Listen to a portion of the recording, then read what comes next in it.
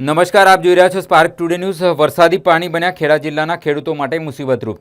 ખેડા જિલ્લામાં ભારે વરસાદ બાદ હવે ખેડૂતો માટે નવી મુશ્કેલી ઊભી થઈ છે। નડિયાદ મહાનગરપાલિકામાં સમાવિષ્ટ ડુમરાલ અને આસપાસના વિસ્તારમાં સેંકડો વીઘા ખેતીની જમીન વરસાદી પાણી ભરાઈ જતા પાકને ભારે નુકસાન થયું છે। સ્થાનિક ખેડૂતોનો આક્ષેપ છે કે કાંસ વિભાગ દ્વારા સમયસર અને યોગ્ય રીતે સફાઈ કરવામાં ન આવી, જેના કારણે કાસમાં પાણીનો પ્રવાહ અટકી ગયો અને વરસાદી પાણી ખેતરોમાંથી બહાર નીકળવાના બદલે ત્યાં જ ફસાઈ ગયા। સ્પાર્ક ટુડેની ટીમે સ્થળ પર પહોંચી ગ્રાઉન્ડ રિપોર્ટ દરમિયાન કાંસમાં પાણી અટકેલું અને સફાઈના અભાવના દ્રશ્યો નિહાળ્યા હતા। ખેડૂતોનું કહેવું છે કે જો સમયસર કાંસની યોગ્ય સફાઈ કરવામાં આવી હોત તો આ પરિસ્થિતિ ન સર્જાત। ડુમરાલ વિસ્તારમાં અંદાજે 400 થી 500 વીઘા જેટલી ખેતીની જમીન હજુ પણ પાણીમાં ગરકાવ છે।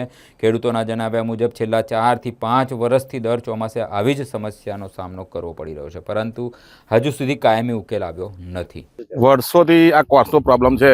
કાંસ ખાતાવાળા કોઈ દિવસ દરેક ઉનાળામાં સાફ કરવો જોઈએ, પણ બરોબર સાફ કરતા નથી। એકાદ દિવસ મોકલશે, થોડુંક ખોદી બિલ બનાવીને પાછા જતા રહેશે। એના લીધે આ પરિસ્થિતિ આગળ ઓજીસી લાઈનવાળા તકલીફ ઊભી કરે છે। એમાં સેન્સરમાં જો કોઈ કશું પણ કરો સેન્સર આગળ તરત એ લોકો આવી જાય, પોલીસ કેસની ધમકીઓ હાલે।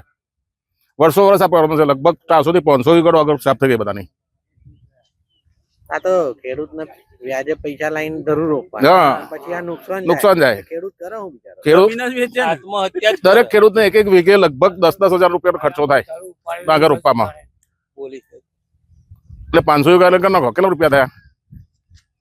આનો નિવેડો શું હવે? આનો નિવેડો કાંસ વિભાગ સરખી લાપરવાહી વગર કામ કરે અને કાંસ ઊંડો બનાવે સરસ, તો આનો નિકાલ થાય, બાકી કોઈ નિકાલ નથી આનો। કેટલા ખેડૂતોને નુકસાન થતું છે? લગભગ ડુમરાલ અડધું ગામ કરો ને અડધા ઉપર ગામ ડુમરાલ છે, ફરા વિસ્તાર છે, બધા ખેડૂતોનું નુકસાન છે અત્યારે।